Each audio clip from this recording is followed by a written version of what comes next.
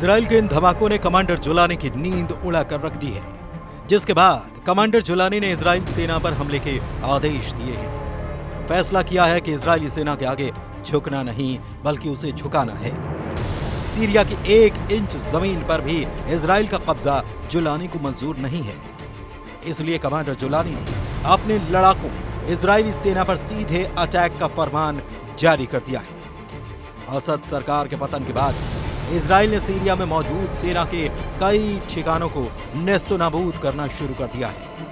ये कब तक चलेगा ये दुनिया के किसी देश को नहीं मालूम, लेकिन अब ये साफ होने लगा है कि इजराइल के हमले से ये युद्ध और भड़क सकता है, क्योंकि कमांडर जुलानी को सीरिया में इजरायली सेना की उपस्थिति कांटे की तरह चुभ रही है। इसीलिए जुलानी ने फरमान जारी किया है कि इजरायली सेना जहां भी दिखे उस पर हमला करो। जुलानी असद का 54 साल का साम्राज्य खत्म कर चुका है, इसीलिए जुलानी के हौसले बुलंद हैं। उसकी नजर इजराइल पर भी टेढ़ी हो चुकी है। जुलानी ने इजराइल को इशारों में समझाना भी शुरू कर दिया है। मीडिया से बात करते हुए जुलानी ने कहा कि सीरिया में जिसने भी हमला किया उसके मंसूबे आज तक कामयाब नहीं हुए और अब भी ऐसा ही होगा। जुलानी सीरिया पर एक छत्र राज चाहता है। उसे न तो विद्रोहियों की डिस्टर्बेंस पसंद है और न ही पड़ोसी मुल्कों की। जुलानी असद सरकार की हर निशानी को उखाड़ फेंकना चाहता है। सिर्फ इजराइल ही नहीं, जुलानी के खूनी आक्रमण से सालों से सीरिया में काबिज रूस को भागना पड़ा। रूस की सेना सीरिया से वापसी शुरू कर चुकी है। हर गुजरते दिन के साथ सीरिया से रूस की मौजूदगी धीरे धीरे कम हो रही है। सीरिया से आई इन ताजा सैटेलाइट तस्वीरों को जरा देखिए, जिसे institute for the study of war यानी कि ISW के एक्स हैंडल से जारी किया गया है। 13 दिसंबर को सैटेलाइट कैमरे ने सीरिया में मौजूद रूस के सैन्य अड्डों की तस्वीरें ली। लताकिया के खमीम एयरबेस और टार्टस नेवल बेस की तस्वीरों में साफ दिख रहा है कि रूस सीरिया को छोड़कर भाग रहा है। पुतिन के हार से 2 सबूत नजर आए। इस सैटेलाइट तस्वीर में 2 AN-124 ट्रांसपोर्ट एयरक्राफ्ट नजर आ रहे हैं। दोनों प्लेन के आसपास गाड़ियां मौजूद हैं। कार्गो का सामान लोड किया जा रहा है। विमान उड़ने की तैयारी में है। सैटेलाइट तस्वीरों में दावा किया गया कि सीरिया में मौजूद अपने अड्डे पर रूस अपने KA-52 लड़ाकू हेलीकॉप्टर्स को डिसमेंटल कर रहा है। इस तस्वीर में रूस की S-400 मिसाइल भी दिख रही है।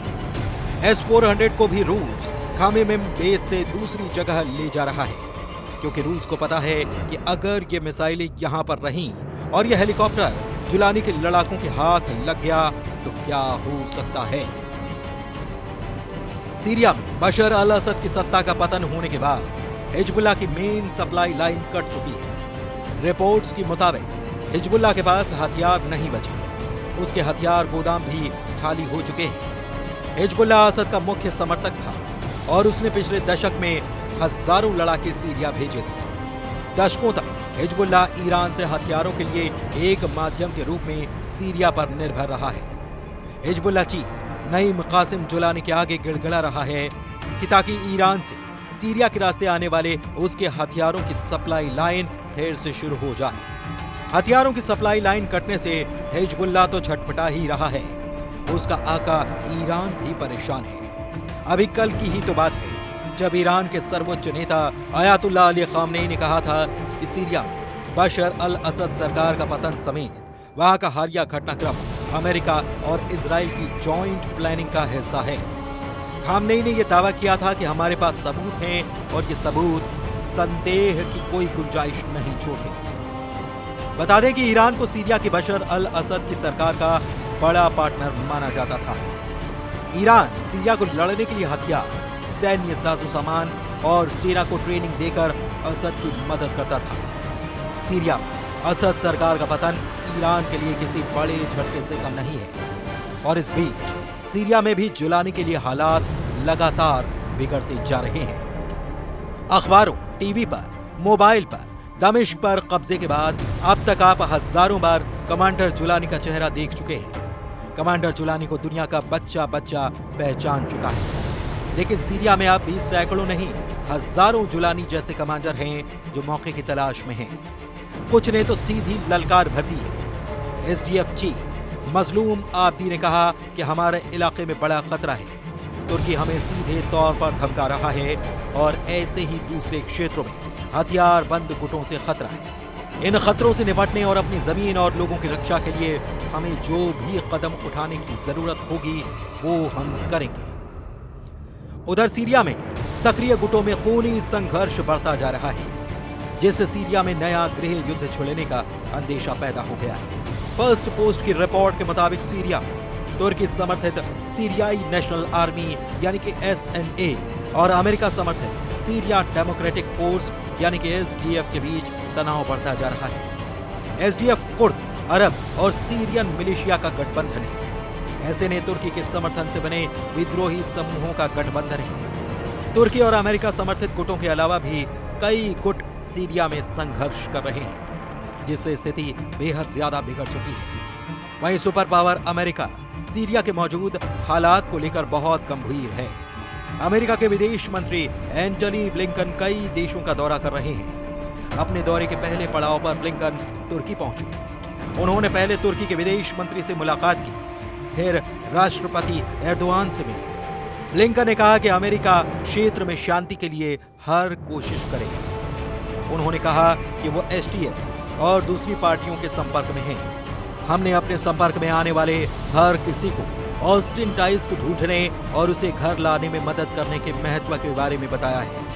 हमने उन सिद्धांतों को भी साझा किया है जिन्हें अब पूरे क्षेत्र और उससे भी आगे के देशों के द्वारा अपनाया गया है। हमने उन्हें सूचित कर दिया है। इजरायली सैनिकों ने पिछले हफ्ते में गोलान हाइट्स पर इजरायली और सीरियाई सेनाओं को अलग करने वाले संयुक्त राष्ट्र बफर जोन में एंट्री कर ली थी। इजरायल के इस कदम पर संयुक्त राष्ट्र ने कहा कि यह कदम 1974 के युद्ध विराम समझौते का उल्लंघन है। लेकिन इजरायली पीएम ने कहा कि असद सरकार के गिरने के बाद इस समझौते को इजरायल ने खत्म करार दिया है, यानी सीरिया में युद्ध का भड़कना तय है। लेकिन अभी तो इजरायल की शुरुआत है। सीरिया में हो रहे इजरायल के ये हमले अभी तो अंगड़ाई जैसे हैं। नेतन्याहू की सीरिया में अभी असली लड़ाई पूरी की पूरी बाकी है। गाजा और लेबनान की ऐसी तस्वीरें देखने के बाद आप आदी हो चुके होंगे, लेकिन अब ऐसी ही तस्वीरें सीरिया से आने लगी हैं। इजरायल सीरिया में झंडा गाड़ चुका है। असद सरकार के पतन के बाद इजरायल सीरिया में बहुत आसानी से दाखिल हो गया, लेकिन अब निकलेगा कब, इसकी खबर किसी को भी नहीं, क्योंकि इजरायल ने साफ कह दिया है कि 1967 के नक्शे को माना जाएगा। कौन सा है वो नक्शा, ये भी आज हम आपको बताने वाले हैं। इजरायल के इस नए ऑपरेशन का पूरा फोकस अभी सीरिया के 3 इलाकों में ज्यादा है, जिसमें पुणे, इत्रा, नबा और दारा है।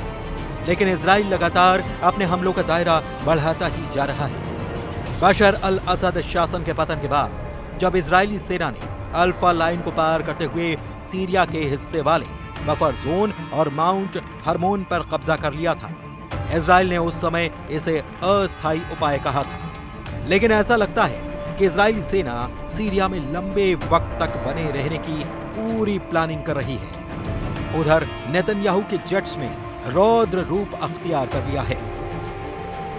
चुन चुन कर सीरिया से हथियारों को खत्म किया जा रहा है। जिन फाइटर जेट के जरिए सीरिया किसी से नहीं डरने का दम्भ भरता था, देखिए इजरायल ने सीरिया के उन फाइटर्स की क्या हालत कर डाली है। नेतन्याहू की IDF ने पहले एक एक कर फाइटर जेट्स को तबाह किया, फिर सीरिया के हेलीकॉप्टर्स को उड़ाया, फिर बारी आई लटाकिया बंदरगाह की। इजरायल नेवल शिप और लटाकिया पोर्ट को भी तबाह कर डाला। यही नहीं, पलटवार की हर संभावना को खत्म करने के लिए इजरायल सीरिया के हथियार गोदाम को भी उड़ा डाला। इजरायल बशर अल असद को सत्ता से हटाए जाने के कुछ ही घंटों के बाद गोलान हाइट्स के बफर जोन पर कब्जा कर लिया था। इसके बाद से इजरायली सेना ने सीरिया के अंदर सैन्य ठिकानों और हथियार भंडारों पर 350 से ज्यादा हवाई हमले किए। इसमें रासायनिक हथियार भंडार से लेकर हवाई सुरक्षा और नौसेना तक सब कुछ निशाना बनाया गया। इसके बाद बड़ा सवाल यह है कि क्या 5 टुकड़ों में सीरिया बंट जाएगा? सवाल बहुत बड़ा है, लेकिन सीरिया के हालात को देखते हुए ये संभव लगने लगा है।